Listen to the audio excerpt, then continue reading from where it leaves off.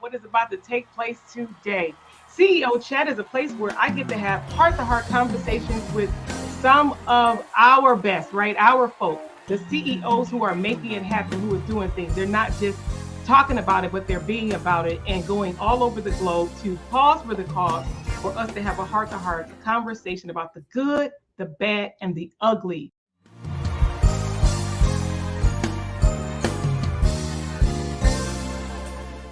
As we were getting ready, guys, what y'all don't know is she was sending messages while she was in the green room while we were having our before chat, right? But that's what CEOs do. But it's understanding still being okay to know with people. So thank you for finding me important enough and this conversation important enough to pause just for a chat.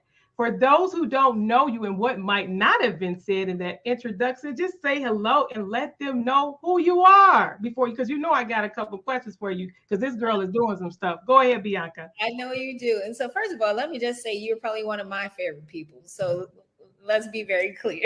Let's put that all the way out there.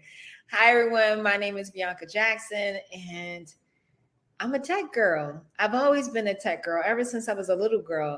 Fell in love with tech at 10, and it hasn't left me ever since. And I was telling Shawanna, and before we got started, it's like sometimes God be giving you stuff like, take this. And then we like, oh, well, I'll get back to that. And then in my case, when it comes to tech, it's like every time that I try to put it on the shelf, he just pulled it right back off like, here you go.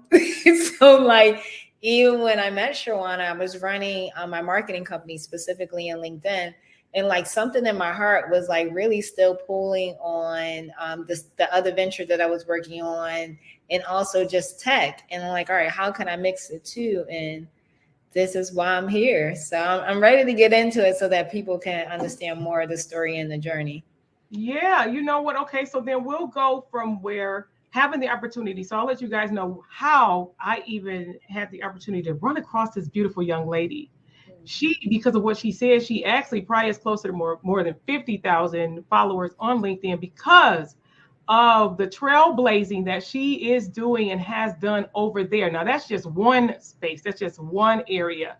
And I had the opportunity to come and be a part of her midst. And I will tell you one thing as a CEO, we have to be okay to invest in ourselves, invest in our business, invest in our brands, right? Because often we make excuses instead of making the necessary adjustment that is going to benefit our business in the long run. And so meeting Bianca by way of LinkedIn, I had the opportunity to take one of her more extensive courses. So yes, I did. I have not only followed her, cheered for her, championed her, but I also have invested with her. Let me say that I've invested with her, and it was worth every cent.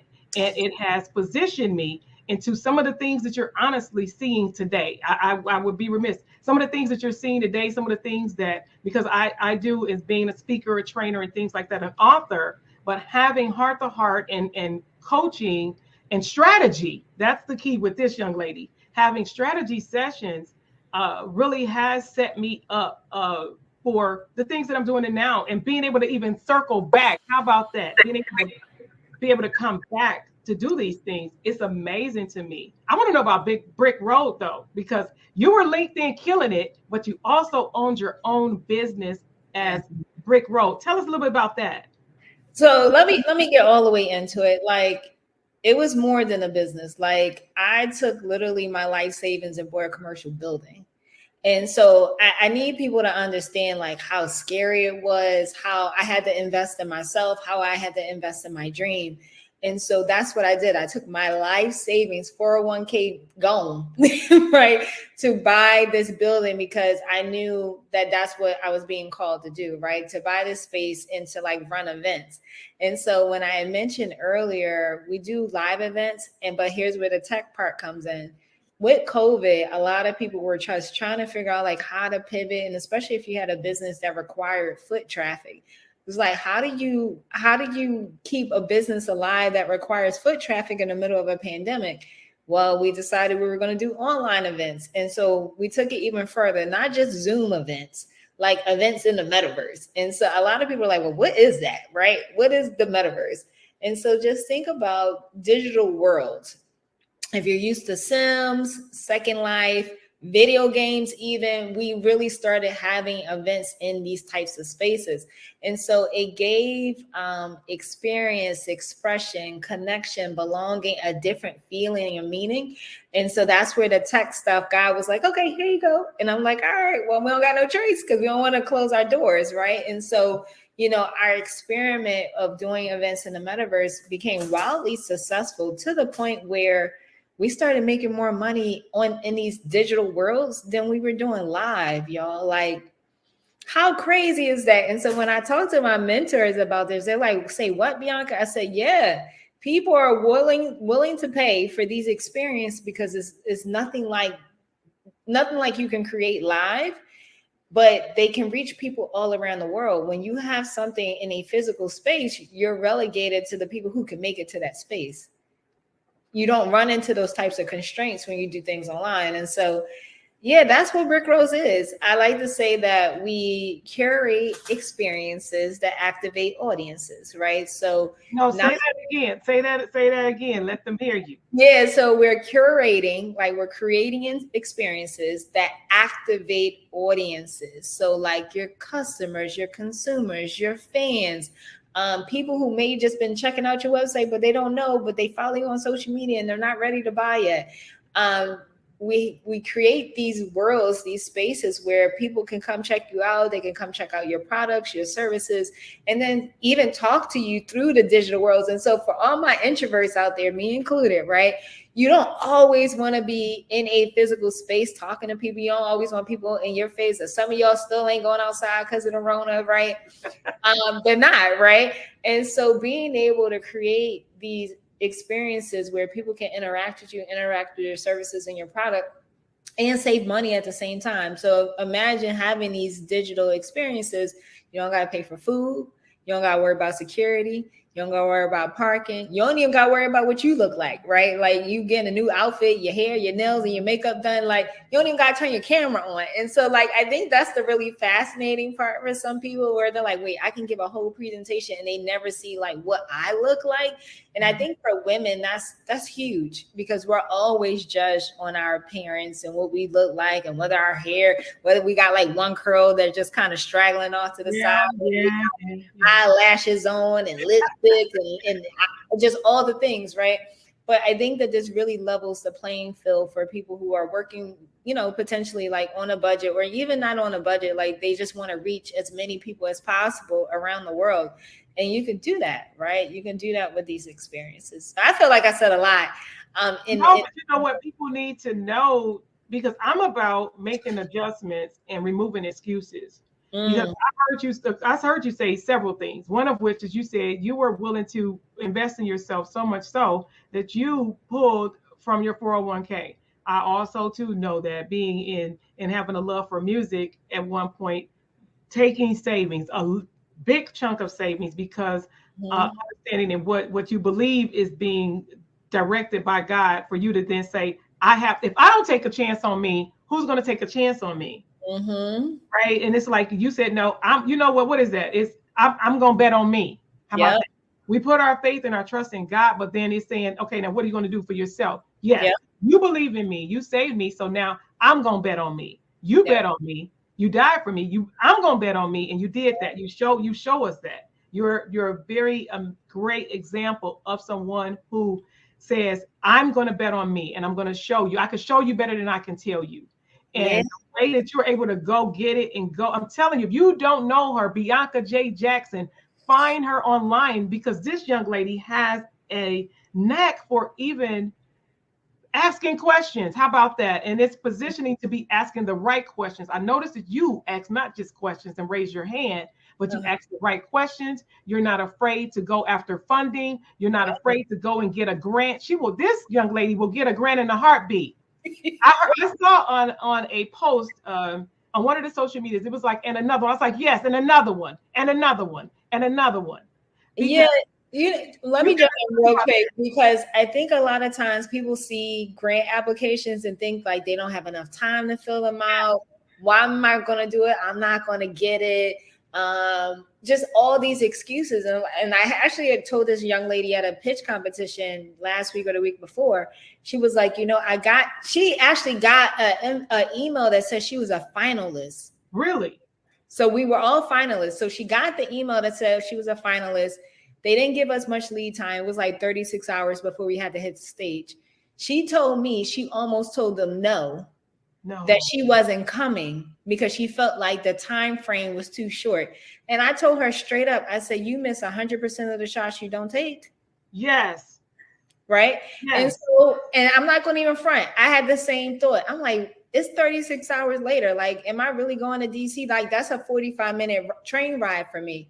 But I was like, I'm going, like, I don't know how many finalists it is, but that's a better shot out of, let's just say it's 10, 1 out of 10 shot of winning $10,000. You better take those odds. Yeah, this year alone, in 2022. Yeah. How many grants to date have you won? So I got one from Meta, aka Facebook. The pitch competition was it is a grant. So those two is about 15. And then, I can announce this. LinkedIn just dropped. So that's another 8. So about 20, what are we at? 23. And for LinkedIn, there's a bonus that we can get for another 4. So if I perform very well in that program. Oh no, when I perform really well in that program, that would bring it up to 27. And so that's not even counting the other applications that are just still out there pending and I'm waiting for feedback. And so it's so funny that you say that, right? I normally don't talk about like how much I win like in a given time frame. But I know a lot of people are always talking about, I don't have capital for my business. Exactly. I can't get my family and my friends to buy from me. Like, your family and your friends are not your customers, right? So that's the first thing. Say it again. Your family and your friends are not your customers. And so it's so funny because I remember before my cousin started working with me up before COVID, I would tell her, I can't make this or I can't make that. It's like, you don't want to spend time with your family. It's like, it's not that. I'm building something, right? I'm building something. And then until she started working with me, she started to see like the levels of anxiety that we go through, right? Like there could be one week you make $5. Next week you could make 5,000, right? So like it's a journey that's not faint. It's not for the faint of heart, right? But I think when it comes to free money that people don't want a piece of your company. So pitch competitions, that they call it non-dilutive, right? So meaning like you don't give away any ownership in your company. You don't dilute your ownership. So free money from pitch competitions, free money from grants, free money from fellowships, right? And so there's all these opportunities out there. And I'm going to tell you, there's a lot of opportunities for Black women. So if people don't want to apply and they want to turn down their shot because they got 36 hours to prepare, then let that be them. But don't be foolish, right? And so in that competition with Jack Daniels, it was actually only 6 of us. Wow. And out of that 6, 2 people were going to win. Right. You like, look at those odds. What are the odds? That's a 1 in 3 odds of winning. Yes. So like, while I didn't win the 10,000, I won 5. Yes, ma'am. So, right. For filling out an application. Filling out an application, giving a 3-minute pitch, and answering questions for 2 minutes. And a 45-minute ride. Yes. That's it. That's it. It's not magic, it's numbers. Okay? It is not magic, it's numbers. You just gave numbers. And I appreciate you for sharing that. And it is, and it's for that some person, even if it's you right now looking and listening. Don't count yourself out. You have something what somebody needs. You have something what somebody is waiting for. Your dream needs funding. You filling out an application today can set your future up. This is a young lady who has, at this stage, multiple businesses. I see you all the time doing unboxing, right? From companies all over. Yeah, but here's the thing. It may seem like I have a lot of businesses, but it's literally, I'm doing everything under Brick Rose. So everything tied. Help a CEO out today right there. So I'm glad you said that. So a lot of times we want to do all the things because we have all the talents, right? And so the one thing you don't know, Shawanna, is that I wrestled with the idea of keeping my LinkedIn marketing company open during COVID because I knew like after a while, I'm good at this, but I can be great at something else. And I know God is telling me to go be great at it, right? And so I struggle. I was like, this brings in a lot of money, but am I going to shut this thing down? And that's the thing that I think our friends and family don't realize is like, oh, this is bringing you a lot of money, but it's not bringing you joy, right? It's not bringing you joy. And so that I have to insert right here. Yeah. And you said the key. You did not say, and it's making you happy. It's making me happy because people base things off what is happening to make them happy. You use the best word possible, joy. Yeah. It brings you joy. It doesn't bring you joy. And we need to lean into more of that because we're not promised to the rest of today, let alone tomorrow. Yeah. So we really should be operating in a space that brings us joy. Please continue. I just had to say that. I love that you chose to say joy. Yeah. And so that's what I get from the metaverse and the tech stuff. Like I said, I fell in love with tech at 10, and I won't tell how old I am now, but imagine having your childhood love turn into a hobby that turns into a career that turns into your legacy.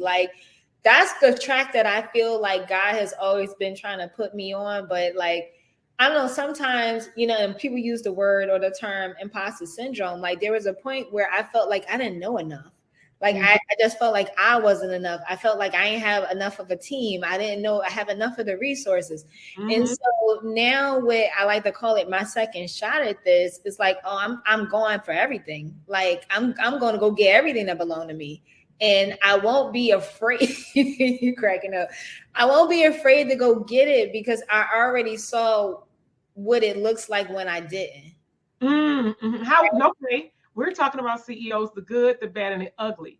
How did it look like when you didn't? It looked like stress.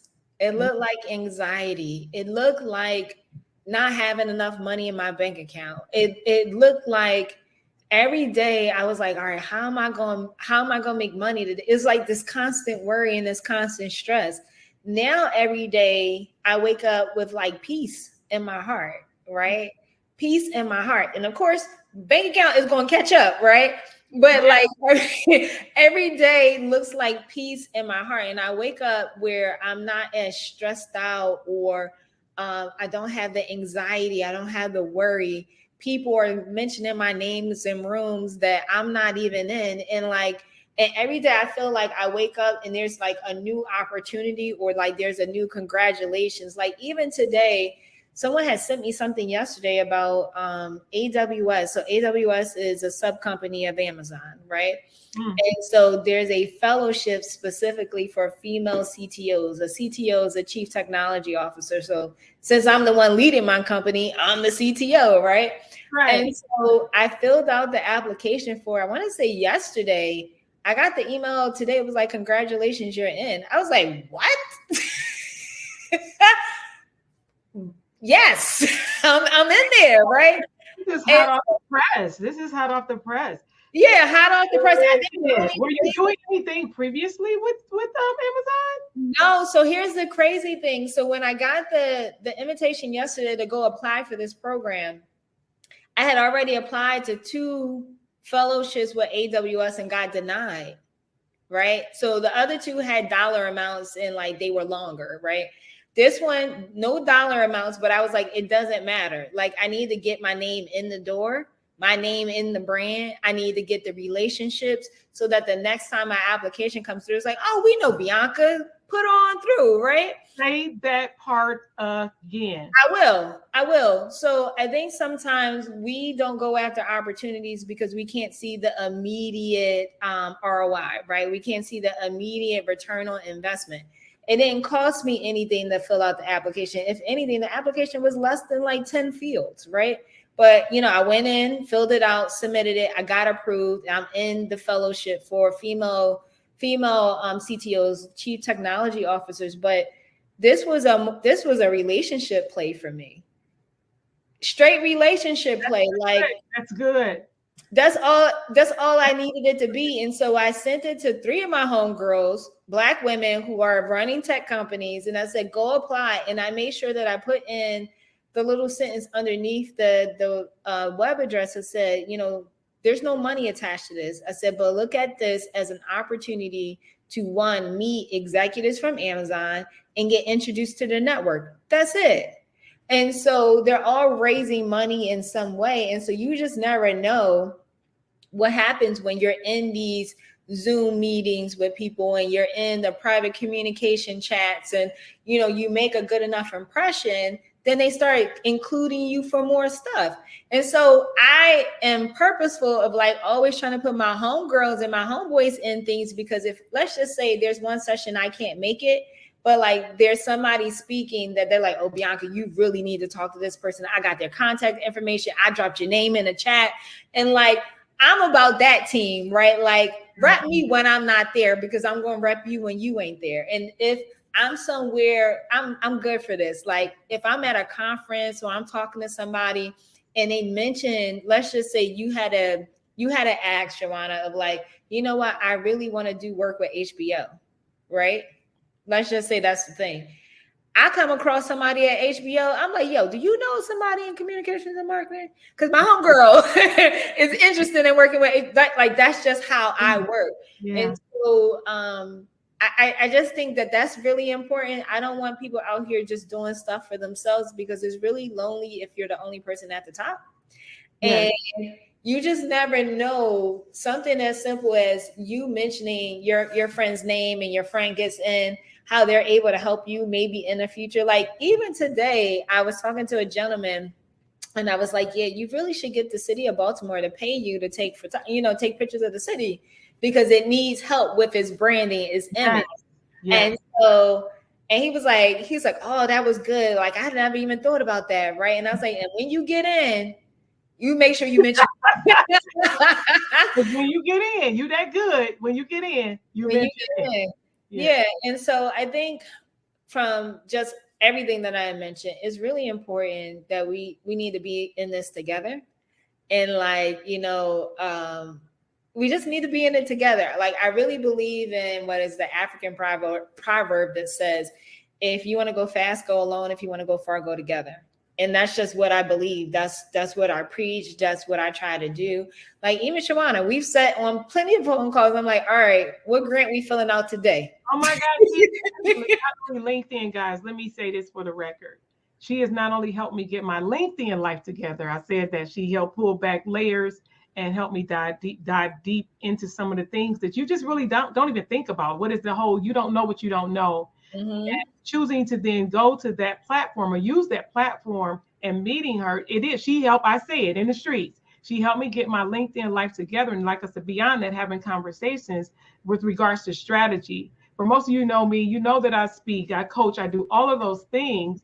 But when, like she said, when the pandemic hit, it was like people who knew about Kennedy Media and the things that I do behind the scenes with Kennedy Media, she was the main person saying, Shawanna, it is time for it to come from behind the scenes. Mm-hmm. It has to come from behind the scenes because of everything that is going on. This young lady right here. So you have to make sure you are surrounding yourself with wise counsel, with people who can possibly even see things that you can't see. Well, you know what? I think, let me take it a step further, right? I think it's wise counsel, but I think it's also people who want to see you win. Well, yes, because when the tide rises, if we're all there together, it's also the lifting as you climb. But when the tide rises, if we all working at it together, we're gonna all rise together. If we out there, we're look in relationship, right? Ownership, right? That means when the tide rises, then we all rising together, and that's what it's about. It should be more about that than the latter. So I appreciate you pausing, because it's the good, the bad, the ugly. We know that you are. Financially, God is doing what he always do. He show out. He don't just show up, he show out. But even just, because he have to, because he's that kind of God. It's like, no, you're not going to make me look bad because you look good, daughter. And that means I need to look great. Amen. Amen. Amen. Because then you wouldn't need me. Amen. He is a jealous God. So with that, it's the good, the bad, the ugly. If you had to help an entrepreneur, CEO, not just the entrepreneur, business owner, somebody saying, you know what? Yeah, I am my chief executive officer. I am the chief empowerment owner of my business, right? And they're pursuing a thing. What is something that you would say to them directly? What would you say to a CEO right now who's saying, man, this year has been rough? You know, you figure this after it's, well, we still in the pandemic in some form or another. But beyond that, people are now back out. How would you encourage a CEO? There's a couple of different things that I can say, but I would say the first thing is trust your instinct. There's going to be people who are going to give you advice from their view and what they can see, but they don't know the vision that you were given, right? So trust your gut, but of course, listen, right? Listen for things that keep coming up and maybe adjust if you need to. I think the other thing that I want to mention is that I understand a lot of people did things during COVID to survive, right? So you may have like this business, then you open up this thing, then you start doing that thing over there. But I think what I've learned, especially in the last few months, is that my greatest accomplishments and the greatest rewards have been when I focused on one specific thing. And even within my business, Brick Rose Exchange, I have several lines of business, right? And so the two biggest ones are our live events that we physically do in our space, and then the online events that we do in the metaverse. And so I was telling my cousin that was working with me earlier this year, I said, I really want to double down on what's happening in the metaverse, all this stuff over here, because it's giving, right? It's giving the profit that I'm looking for, is giving the flexibility that I'm looking for, is giving the excitement, is giving the creativity, the imagination. And like, yes, there's a ton of stuff that we can do with live events, but like just being able to work with anybody around the world, anytime at night, being able to put things in the digital environments like dragons and big plants, and I mean, like just imagination just out of nowhere, and just seeing and hearing the excitement of people who are in the space. And so that's the biggest thing that I can say is, one, trust your instinct. Two, focus. And I know it's going to be hard because people are going to be like, well, you making money over here and you making money over there. But let me tell you, when you can get that focus, when you're primarily focused on one thing, I would say either find a way to partner with someone else so that you don't miss the money in other places, or like kind of put it on the back burner for now, or, you know, hire some people like from Fiverr, Upwork, or whatever to kind of keep the other things that you've been doing going. But like focus, because if you can focus and people start knowing you for that thing, every time that thing comes up, you're going to be the first person that comes to mind. So what's happening now is anytime anyone says anything related to like the metaverse or Web3, because that's the technology that's involved with these digital worlds, people are always sending other people my way, other opportunities, grants, fellowships, pitch competitions. And it's crazy, but I'm with it. I'm with it. And so just gut instinct and focus. I love that. I love that. And it's so true. It's been true. It's keeping the main thing. The main thing is, we've often said, even offline, it's what is the main thing. And then when you think about CEOs having a priority, that's not even to mention one of the priorities being yourself. You know, I'm an advocate of self-care and mental well-being. Yeah. Of yourself as a CEO, and understanding that, and know when to pull back, like you said, outsourcing some things, even if it's on a short term. So I love that you mentioned that too. And then the gut, our gut gives us gives us a clue into a lot of things, and we ignore it all the time. So it's more to gut health than just eating and drinking right. It is where a lot of, I believe, if you're really in tune and self-aware, thing, your gut can tell you if this is the right move, right? And outside of your nerves. Because being CEOs for a lot, I know the majority will say at some point they were nervous.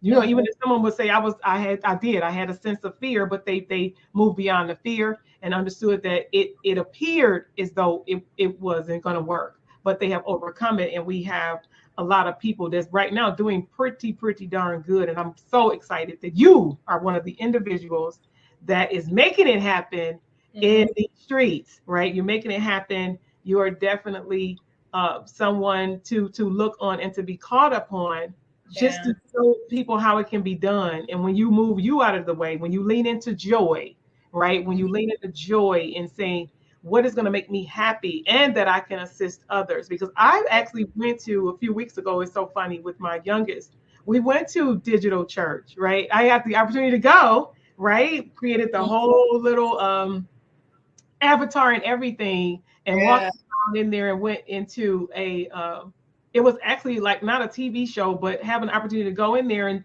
she's guiding me around playing basketball. So it's funny when you mentioned about, you miss 100% of the shots that you don't take. So of course, I automatically, with you being a tech girl, I had a flashback to being in over in that world. And it's not going anywhere. Let me say that, people, just so you know, it is not going anywhere. It is not going anywhere. So you might want to, even if you're saying that's not my thing, you still may want to have some knowledge of it. And this is the young lady that can help you do that. What were you going to say? I was going to say, people said the same thing about the internet in the 90s.